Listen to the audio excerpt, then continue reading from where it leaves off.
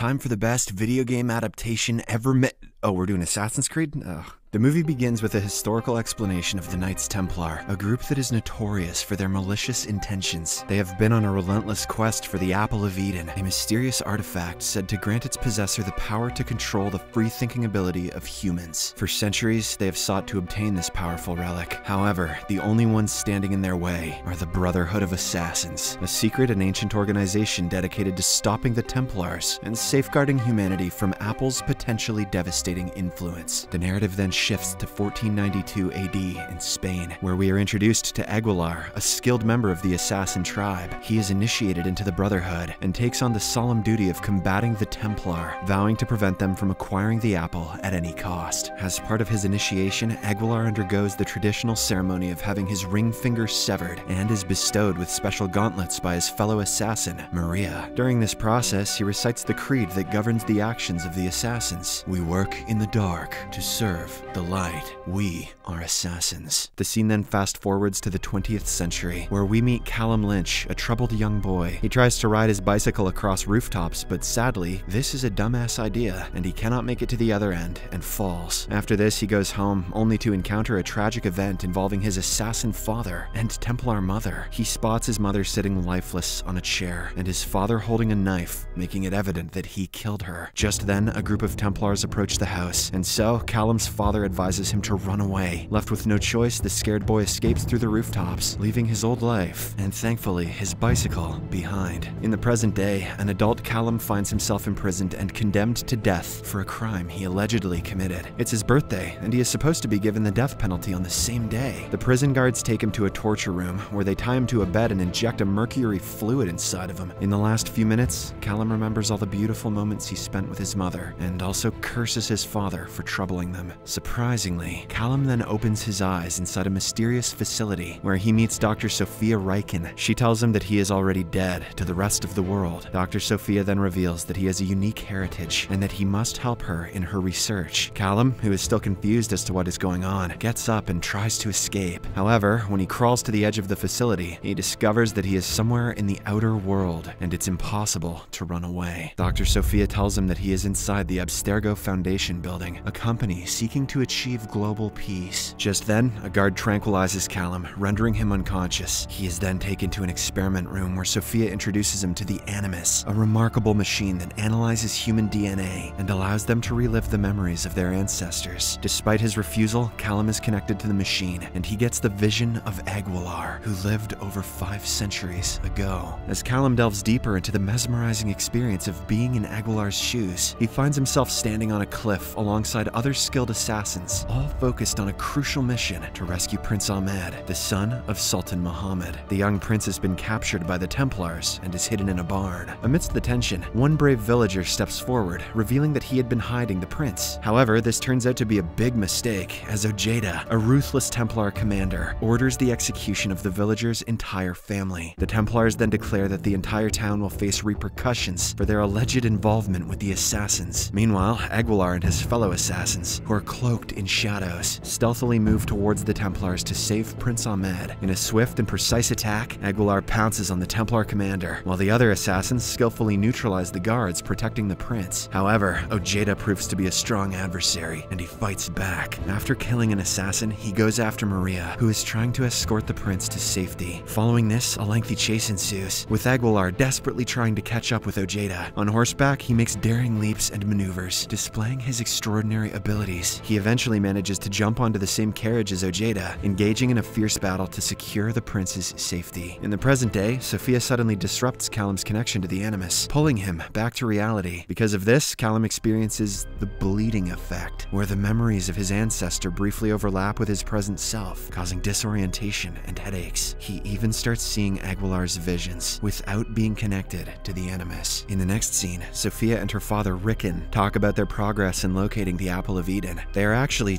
Templars, who believe that Callum, being a descendant of Aguilar, holds the key to its hiding place. Sophia's desire to secure her place in Templar history drives her determination, while Rickon is eager to obtain the apple to further the Templars' goals of controlling humanity. Meanwhile, as Callum wakes up from the Animus, he is still having lingering visions of Aguilar and his past life. Sophia explains the Animus's purpose and urges Callum to cooperate fully to unlock more valuable information and memories from his genetic lineage. She calms Callum down and then takes him to the other room, informing him that they have been monitoring him since his birth. Sophia also shares the tragic backstory of Aguilar, revealing that his parents were murdered by Ojeda, driving him to seek revenge and eventually join the assassins. Hearing all this, the significance of the apple and its connection to Aguilar's past life begins to unravel, and Callum realizes the immense responsibility that he bears. The scene then shifts to the facility's dining hall, where Callum becomes the subject of curiosity and observation by other patients, who are also part of the Templar experiments.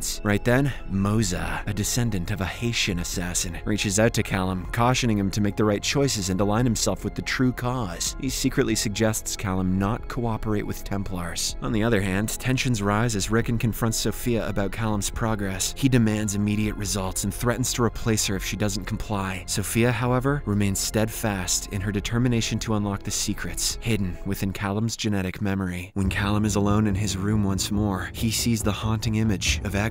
The visions trigger something within Callum, and he suddenly finds himself shadow fighting with his ancestor. To his amazement, Callum discovers that he possesses the agility and combat skills of Aguilar. When the attendants rush in to restrain him and take him to Animus, he unleashes his newfound prowess and tries his best to fight them off. However, he fails to do so and is dragged to the Animus. After being connected to the mysterious machine, he relives more of Aguilar's memories. This time, Callum finds himself trapped in a dungeon alongside Maria and their leader Benedicto. They are awaiting a gruesome execution orchestrated by Ojeda. The tension escalates as Ojeda sets Benedicto on fire right before their eyes. But Aguilar is not going to die so soon. In a daring display of skill, he frees himself and Maria from their restraints and unleashes chaos upon their captors. Together, they manage to escape the Templars, setting off a spectacular explosion in the process. The Templars chase them, with Ojeda and his forces putting in their full effort. Along with the rooftop chases and fierce battles, Callum experiences the thrill of Aguilar's adrenaline-pumping escapades. Despite Ojeda's determination, Aguilar's resourcefulness and agility allow him to outmaneuver the Templars time and again. However, back in the facility, the intensity of the memories take their toll on Callum, and he experiences a seizure, de-syncing him from the Animus. Concerned for his well-being, Sophia calms him down and tends to him. After a while, when Callum regains his consciousness, Sophia reminds him of their vital mission for world peace and hands him his mother's necklace, an important reminder of his past. In the next scene, Rickon approaches Callum personally, offering him a proposition. In exchange for Callum's help in finding the Apple of Eden for the Templars, they promise him something in return. Next, Rickon brings Callum to a room filled with seemingly lifeless people. He shows Callum his father's blade, which he used to kill his mother, and reveals that he is also being held captive in the same facility. When Rickon leaves the room, Callum picks up the blade and is shocked to see a vision of his father standing before him. Back in his office, Rickon is confronted by Sophia, who scolds him for pushing Callum too hard. However, Rickon believes that tapping into Callum's hatred for his father will make him willingly enter the Animus. Finally, Callum confronts his father, Joseph, after years of anger and bitterness. The latter explains that his mother chose death over being used by the Animus, and that she sacrificed herself to protect him in the Creed. Joseph then warns Callum about falling into the Templar's trap, as the apple could bring destruction. However, despite his anger, Callum promises to find the apple and put an end to the Creed for what his father has done. He then hands over his mother's necklace as a gesture of his determination and proceeds to get connected to the Animus willingly. As Callum is taken back to his room, he is attacked by one of the assassin descendants, but somehow he manages to defend himself until the guards intervene. Following this, Callum willingly returns to the Animus, diving himself back into Aguilar's memories. This time,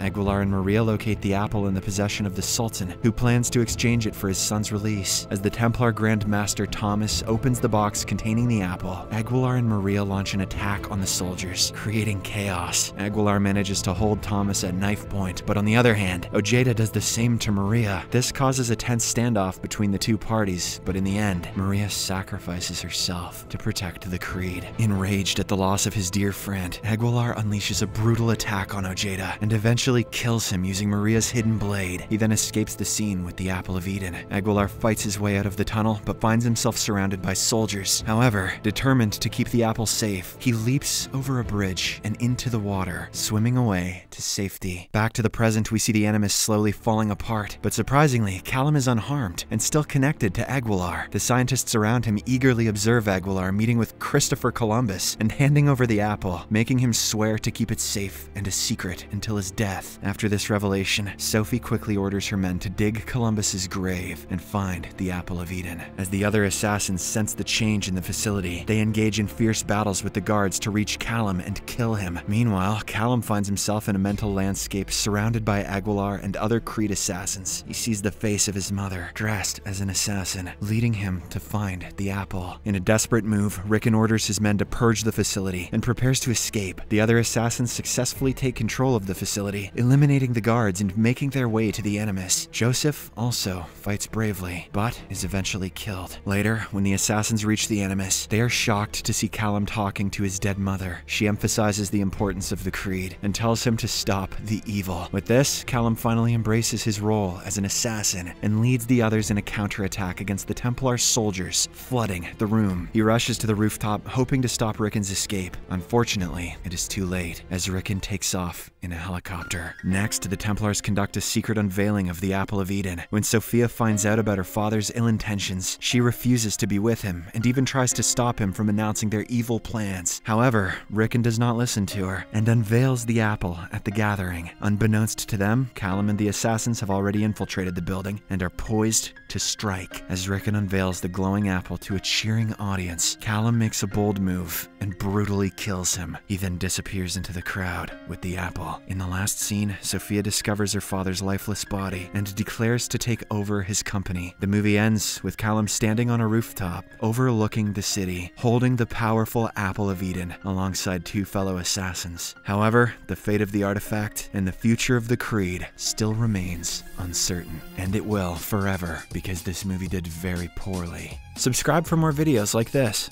turn on notifications, and leave a like to help the channel out. Thank you for watching.